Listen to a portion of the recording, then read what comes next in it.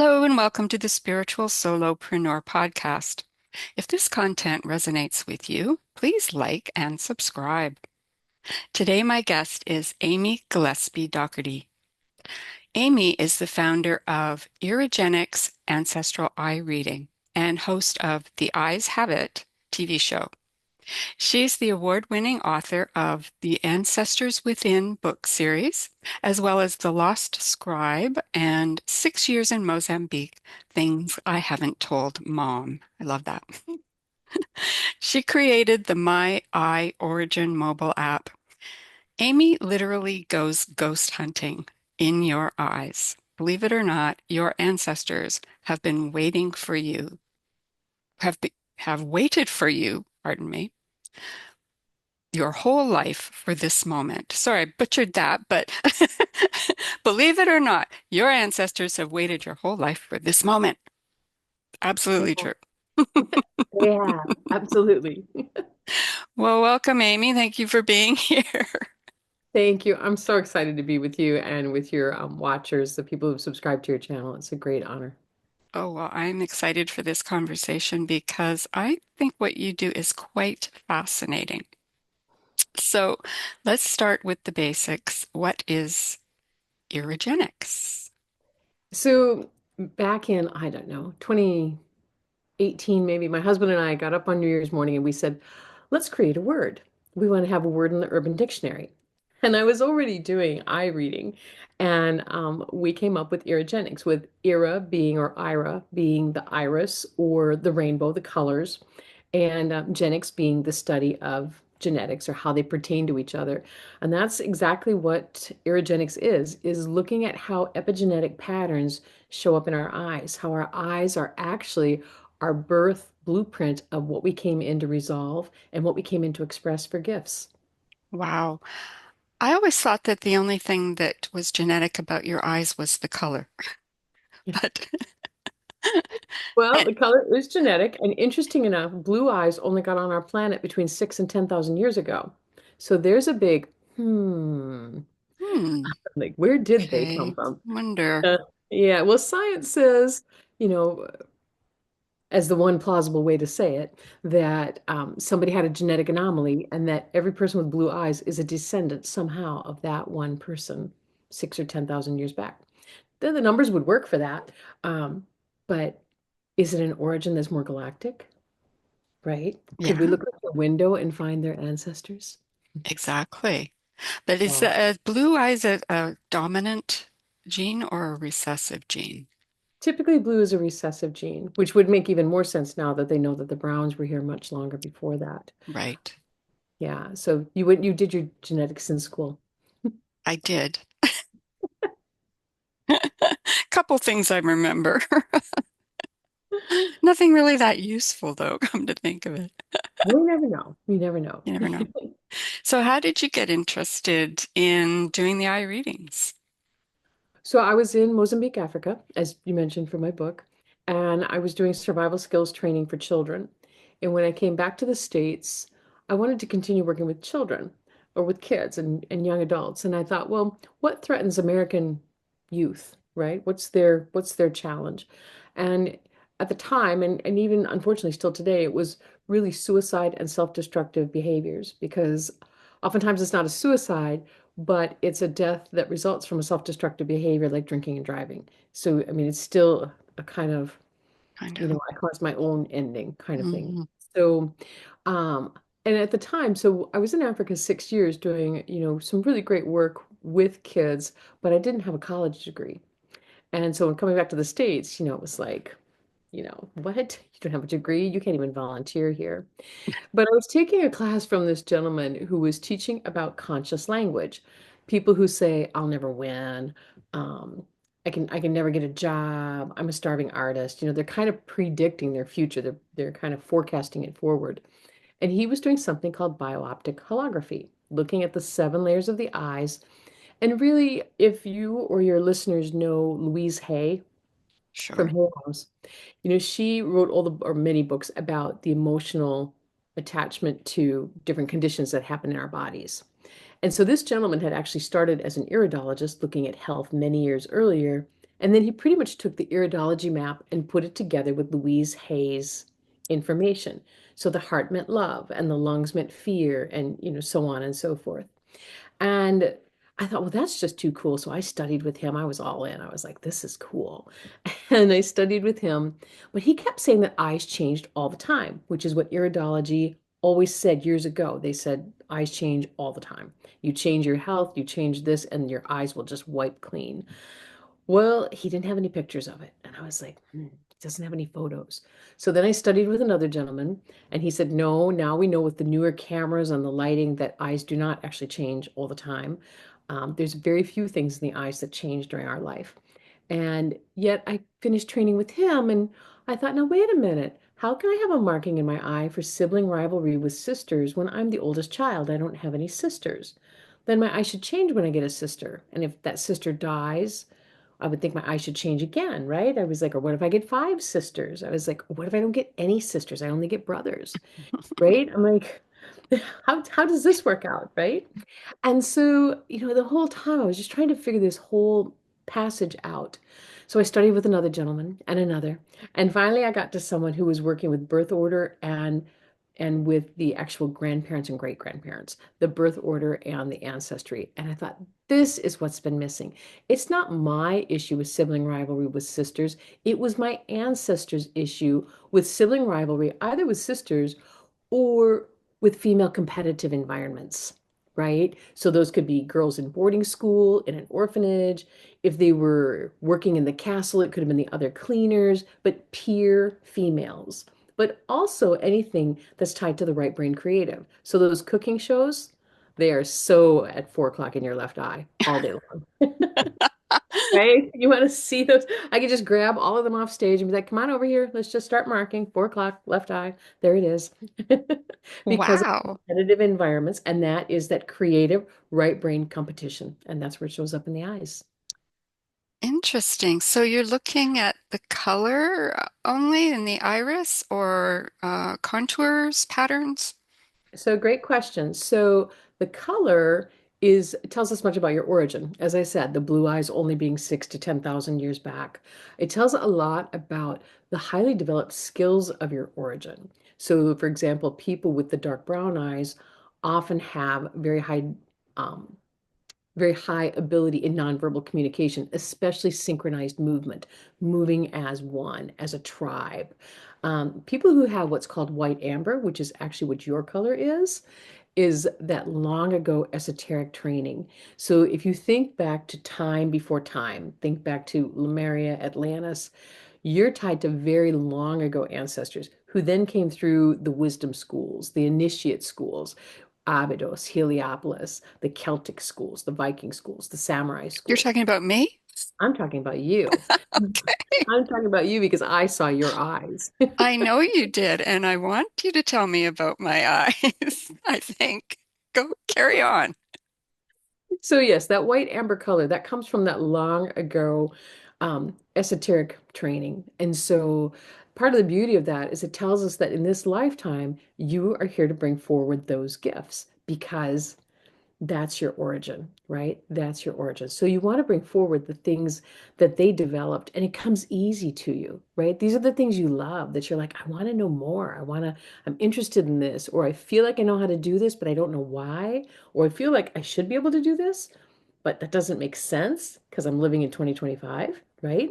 And so, it's a great opportunity to look at, our origin. But from there, I'm looking at the 7 layers. So I'm looking at any folds, any crease lines, any openings that look like flower petals. I'm looking at any flecks or brown spots. Now, you do have some of those, and those are one of the things that show up between age 2 and age 22, but not everybody will get them. So just because a person doesn't have flecks or brown spots or even kind of rust colored spots or amber colored spots doesn't mean they haven't addressed some epigenetic patterns. It just means they have an eye that doesn't develop that indicator. Hmm. Interesting. Interesting. Very interesting. So my color is white amber. White amber. Yep. The amber is a little bit more like your hair color. It's Hmm. actually the color of my brown eye. It's just kind of a reddish color. Like when you think of what I call German Shepherd orange, that amber color, That's amber, but you have what looks like a gold color, which is white amber. Now, across the room, that may not be the color that projects. You may project a brown or a green or a kind of a hazel color. But when we light your eye up and actually look at the true color, then we see this white amber, what I would call gold. But for whatever reason, the eye industry calls it white amber. Okay. Now you've got one blue eye and one brown eye, correct? I do. I do. I can One see blue, that, yeah, one actually. blue, one amber. Yep, one Or blue, one one amber. amber. Yeah. Yep, you got it. And What's the significance of two different color eyes? well, heterochromia is, I guess the latest statistic is about 1 in 10,000. Um, Now, interesting enough, if we're going to go ahead and step all the way into the woo-woo and into something that I can't prove, Please. with all my years of reading eyes, I've always felt what we were seeing was the DNA helix exposed, like slicing through a fiber optic cable and seeing the fiber optics, like looking into those openings and spots and flecks on the surface, like looking at a sliced tree. Recently, I've been working with a couple who do deep trans channeling and especially deep trans channeling with the galactic source clusters, the Pleiadians, the Arcturians, the Orions, um, all 12.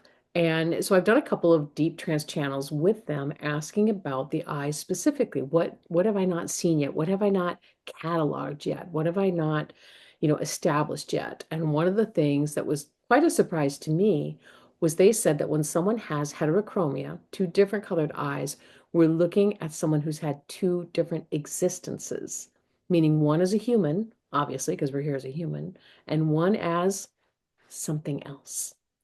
Now, the something else could be Pleiadian, Arcturian. It could be, an ET type existence, or it could even be a horse, a turtle, an elephant.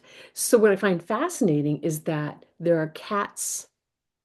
I'm going to mess this up. I don't remember if they're in Greece or if they're in Turkey, but there's a breed of cats called van, like a car van, VAN, Mhm. and they have brown and blue eyes, as do Siberian Huskies, Alaskan Malamutes, and Pinto horses, the Mustangs.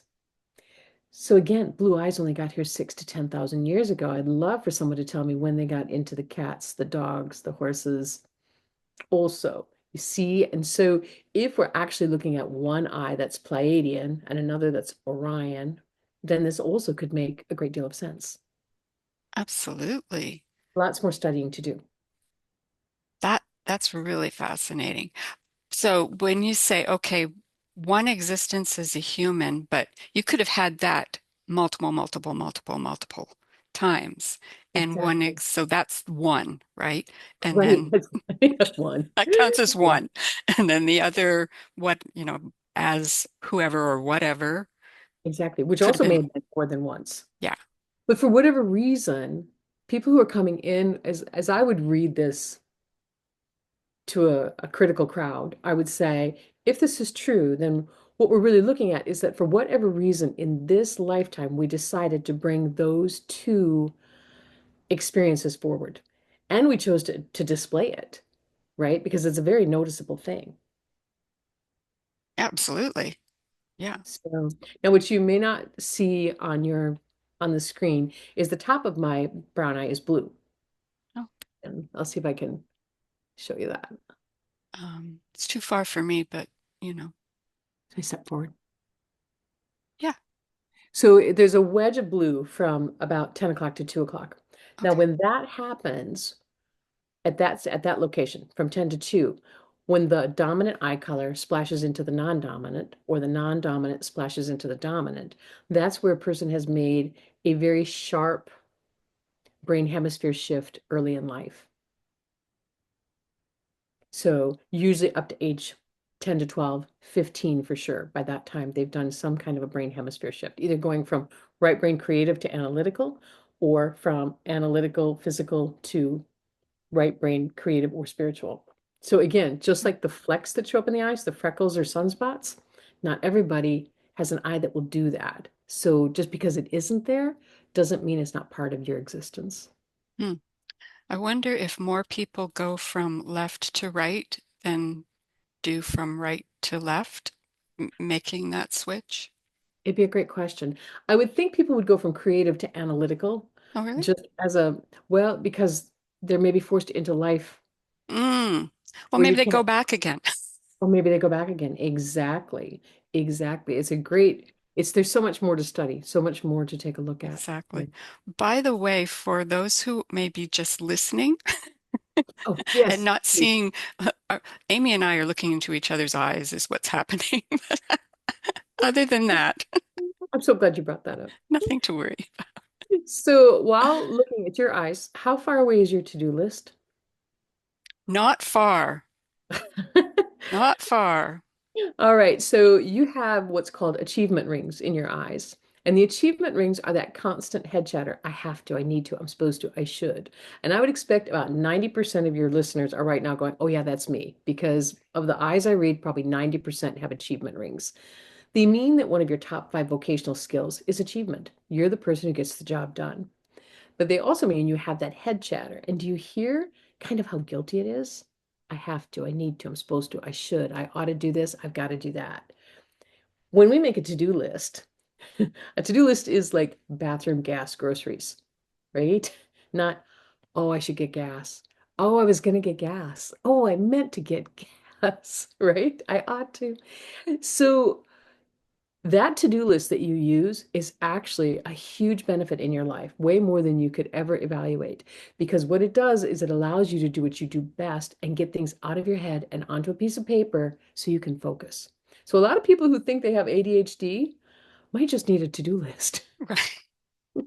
I don't have just one to-do list, Amy. I've got multiple, multiple, multiple to-do lists. If I were in my kitchen, I'd pull up my 3 right now. I've got the Three? outdoor list, I've got the indoor list, I've got the work list, I've got the app list. Yours are organized? Oh my God. Only if I can put my hands on all of them, then they're organized. Okay. So motivational rings, there's 3 of them, and they're there at birth. So they tell us what motivates you. You're motivated by things you can check off your list, Yeah. right? You're like, oh my gosh, yes, done, check. Done. Exactly. Love checking those things off. And a stressor for you is something that just won't get off your list. Yeah. Right? It's a big stressor. And so it's very important in family relationships, marriage relationships, to understand if you've got someone who's got achievement rings and someone who doesn't, you've got 2 operating systems that can work really well together, but also need to be respectful of the other position, right? Now you have 2 of the 3 motivational rings. You also have what's called the ring of harmony or the ring of compassion. Now that would sound like somebody who's really compassionate and kind to other people and harmonious. And it But it's is, not. it is, but it includes that you have a physical sense when something is off. Mm. If somebody tells you that this blue, I'm not looking at a blue, but if someone told you that this blue is the same as this blue and they weren't the same, you would be like, no, they're not the same. Right? It would, even if you didn't say it out loud, you would notice it. You notice when things are in harmony. So I don't know if they have like the paint wall in British Columbia, or Hmm. do they have like, where you buy paint samples at the store and they have Sure. all the little paint tabs Oh there that yeah. you, so you could look at 2 different blues and say, these 2 are harmonious. These 2 work together, but these 2 don't work together, right? So it's that ability to feel this harmony in all things, whether it's a business process, like this just isn't working right. It has to go in this order, right? And it doesn't mean you're, what do I want to say? It's not like you're a perfectionist or a super, like it's got to be this way, but you can feel like when you're building a website, when it's moving right, when it's feeling right, when the pages are right, and when it's not. And you maybe can't even put your finger on why it's not, but it's not. Your gut just says not. Yeah. Yeah, exactly. And that's a good balance with your eye structure. You have what's known as the sensitive eye structure. We call it the mountain lion. You crouch, you sniff, you take in all the information, and then you move. So if somebody really wants to pick a fight with you, all they have to do is push you to do something faster than is the right time. Sound about right? That is true. You are Yeah. right on. You're right. Don't push, Bev. Exactly. So does that mean that my ancestors were that way or somebody back there was that same way? Yeah, what it means is there was a value to them. What it really means is that they lived in a time that was much more ceremonial and reverent than what we live in. So they lived in a time when choosing the leaves from the plant to make the tea was almost a reverent thing. It was almost ceremonial. And so you have what do I want to say? You can feel the gain in taking your time and when the timing is right. There is no, was it say in the Bible, to everything there's a season, you know what I mean? There's this and this. And so you can't push the flowers to bloom faster. I mean, nowadays you can break out some GMO, this, that, and the other thing, and right? But in that time, the flower had its time and you honored the time. And you had ancestors who were very involved in healing work. And that is both that compassion ring as well as that white amber color. That some of that esoteric skills that they developed were in the healing arts, whether that was simply like Reiki, being able to feel and sense what was off and knowing exactly which leaves picked at exactly which time. You know what I mean? But they lived in a time when timing was kind of paramount, right? Um, and often we get pushed to make a decision before our instinct tells us, then we make a wrong decision.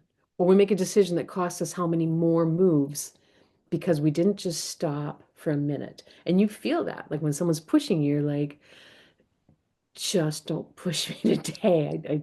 I need to really feel what's correct. Well, I'm big on processing, you know. Mhm.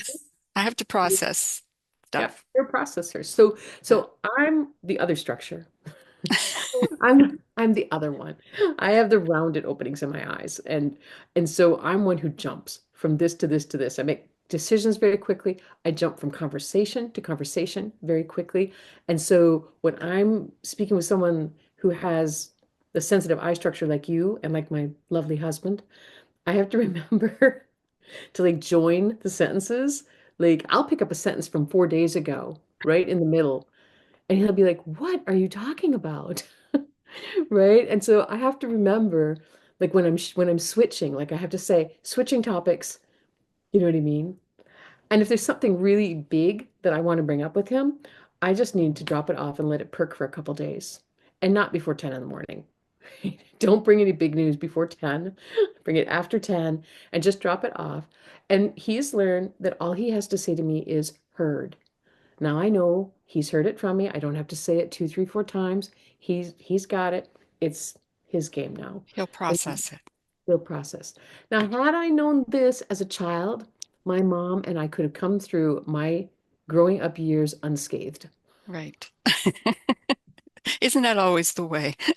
To find Well, that's out why too late.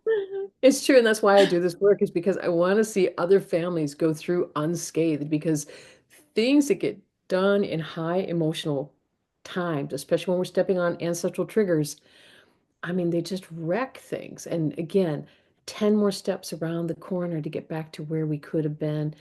And, like the story of the angry little child who has to pound a nail in the fence every time they burst out in anger, you can't take the nail holes back. I mean, Right. you can patch them, you can repair them, but you can't take them back. And so, working with family dynamics is just a really huge, it's my heart spot for my work. That's awesome. It's like you can't put the toothpaste back into the tube. Right? Good luck with that, right? Right. Have these patterns and things always been in our eyes? I mean, evolutionarily speaking, or is it something that started, do you think, at a certain point? I would say they've always been there. And it's a great question because just recently we were talking about, again, this galactic thing, the galactic Mhm. trans-channeled messages. We're saying that one day we will all get to one color. And so same thing with a new color showing up 6 to 10,000 years ago, right? Did these imprints show up recently? It's possible. And the reason I say that is so many people who work in ancestral healing are receiving the message that it's really kind of critical right now for us as humans to unload these ancestral patterns because we're making choices that we wouldn't make if we were in our gifts and expressions rather than duking out family issues, duking out competitive issues, um, fighting over um, not being listened to, people getting our name wrong. That's 12 o'clock right eye. And I see people just unload over it. It's like, Wow, I understand. It gives you a chance for such great compassion because if someone's going off about something, it's an ancestral trigger. So remember COVID and people going crazy about toilet paper? Mm-hmm. Okay, so it happened in Canada too. Yes. Oh, yeah. All right. So there's an ancestral pattern. They may have had an ancestor that they know nothing about, who, let's say, World War II, rationing times, the woman goes to buy stockings because she needs to get a job interview because her husband's away at war and she needs work in order to pay for the children. And she sees the rich lady buy the last of the stockings. And she goes up to her and says, please, can I just get one pair from you? Can I just buy one pair from you? No, right? No. The stores are bare. There's no stockings anywhere. She knows this lady has her stockings that she won't sell to her. And so she doesn't get stockings. She doesn't get a job. And it all started with going in the store and there's no stockings when she really needed them. Fast forward 6 months, one of her children gets sick and dies or winds up handicapped forever because she couldn't get a job to get the money. And because she held that moment of trauma with the woman in the store, right?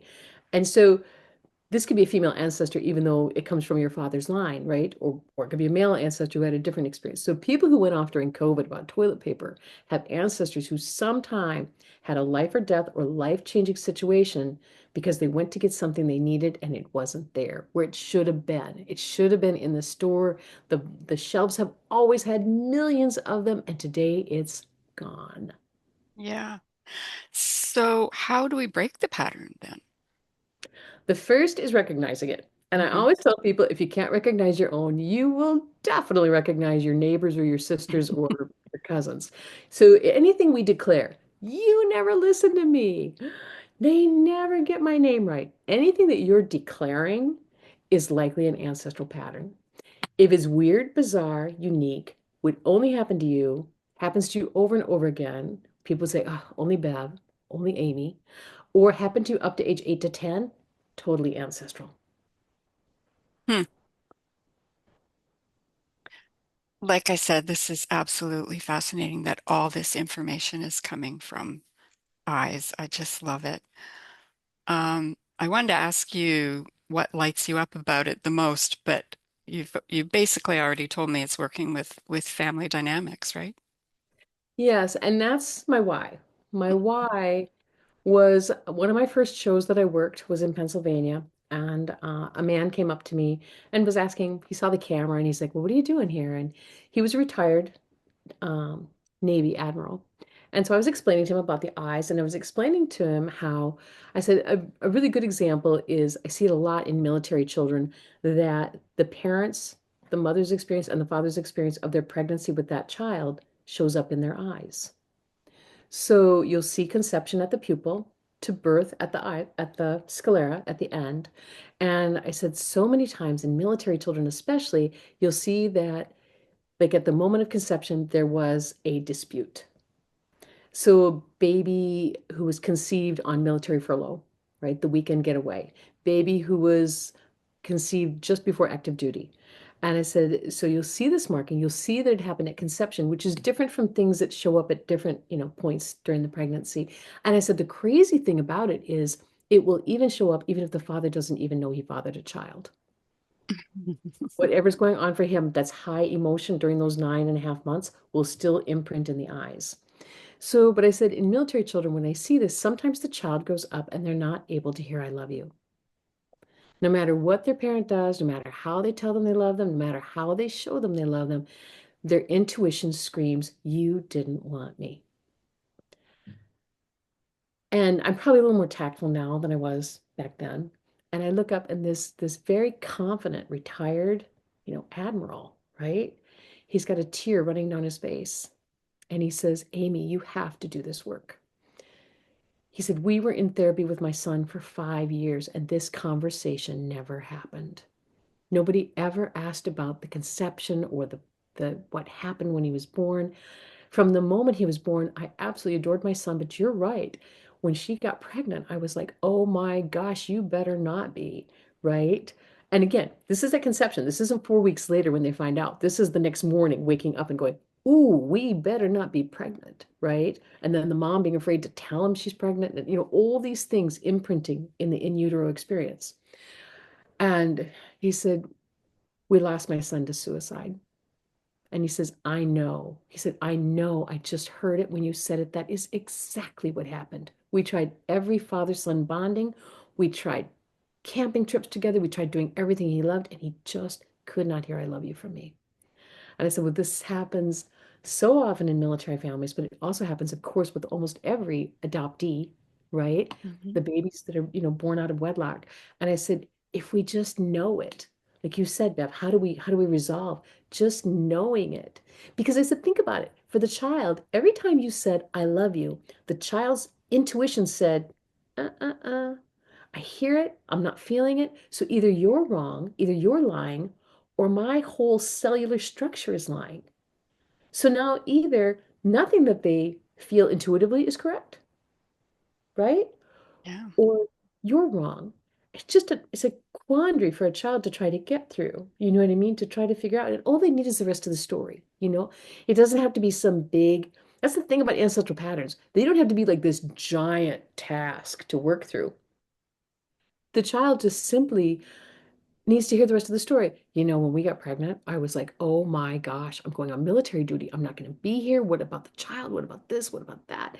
And it went on that way the whole 9 months that your mom was pregnant with you. Man, I was just a mess. I was scared you weren't coming in. Boy, when you were born, finish the story. When you were born, when I first heard your heartbeat, you know what I mean? Finish the story, right? Just finish it. And that is so true. And I'm adopted. And so many of the experiences of my childhood, once I met my birth mother and my birth father, I found that I was carrying their patterns. My birth father thought he didn't look like anyone in his family. He totally looks like his family. I was born to redheads and blondes with blue eyes. Okay. Okay. I'm a little, and all of them were, the kind of people that have to wear a belt or suspenders. And I am the curvy body, right? I am the hourglass, right? Okay. What happened there? Right.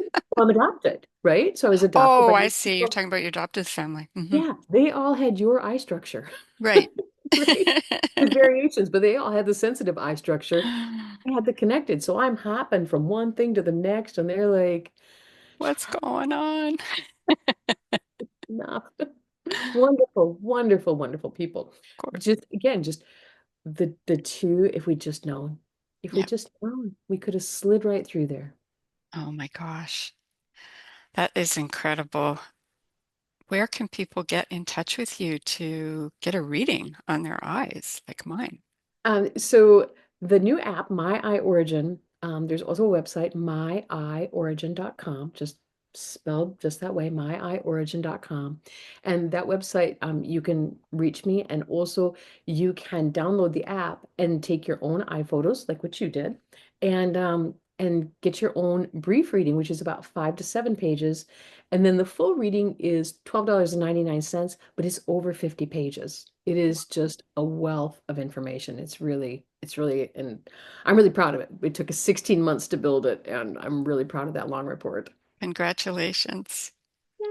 That's an incredible deal to find out all this kind of information that can be Well, so helpful in your life.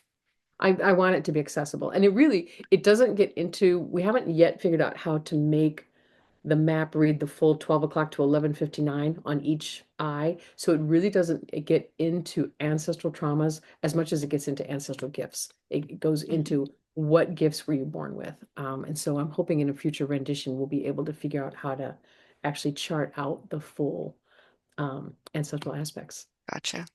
Well, I'm game to find out about the gifts too, no Mhm. question. Yay. Amy, thank you so much for being here. This has been absolutely fascinating. I love this whole concept. And yeah, thanks for being here. And we'll talk again, okay? Thank you so much for having me and letting me share. Awesome.